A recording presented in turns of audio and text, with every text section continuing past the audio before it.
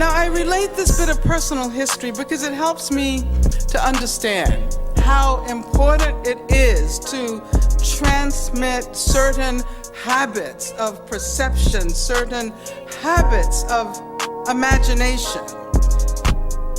Just as it was once possible and important for people to imagine a world without slavery, a world beyond slavery. Just as it was important for me personally to learn how, as a child, to imagine a world without racial segregation, and then later to imagine a world in which women were not assumed to be inferior to men, it is now important to imagine a world without xenophobia and the fenced-in borders that are designed to make us think about the people of the South as the enemy. It is important now to imagine a world in which binary conceptions of gender no longer govern modes of segregation and association, and one in which violence is eradicated from state practices as well as from our intimate lives, regardless of how we position our sexuality. It's really important to work with your imagination, to use your imagination, to think beyond the moment. But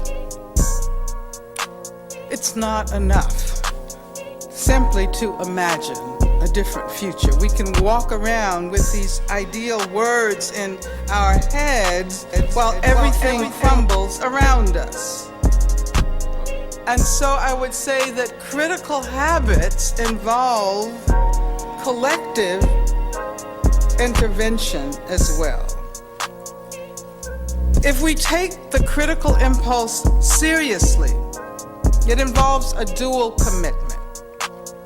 I would say, first of all, a commitment to use knowledge in a transformative way.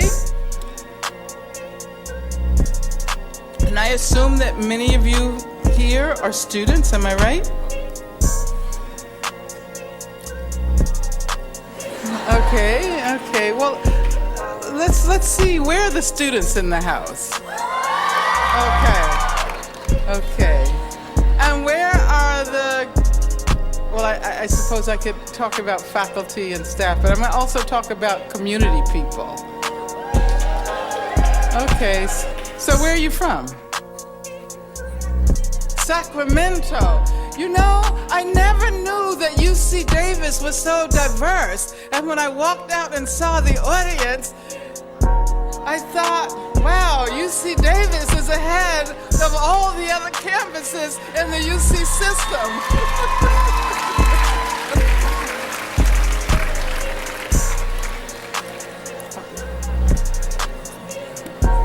But I actually know what's going on. And I know that some of you are planning a major demonstration soon around the issue of the underrepresentation of students of color in the University of California. Okay. And of course, we assume that the knowledge that matters comes from places like this, where people who are here, both faculty and students, engaged in the full-time pursuit of knowledge, right? We're supposed to be the intelligentsia, right? But I would like us to think about knowledge in a much broader way. This is one site for the production of knowledge, but knowledge gets produced in other sites as well. And especially for students who come from backgrounds where they know what poverty means, what racism means. It's extremely important not to discount the learning that happens in our communities, the learning that happens on the job, the learning that happens in the course of organizing trade unions. So when I say knowledge, I'm not talking about the specialized knowledge. I'm not only talking about that specialized knowledge, I'm talking about knowledge in a broader sense. And so, as I was saying, the critical impulse which I want to suggest we need to develop involves a commitment to use knowledge in a transformative way. To use knowledge as a way of helping us to remake the world so that it is better for all of its inhabitants. And I'm not only talking about human beings. This critical impulse means that we have to absolutely refuse to attribute any kind of permanency to that which is, simply because it is. There's another aspect of what we might call a critical posture towards the world. And in my opinion, this is where feminism comes in. And I'll talk about feminism a little later, but I want us to think about feminism much more broadly than we usually do.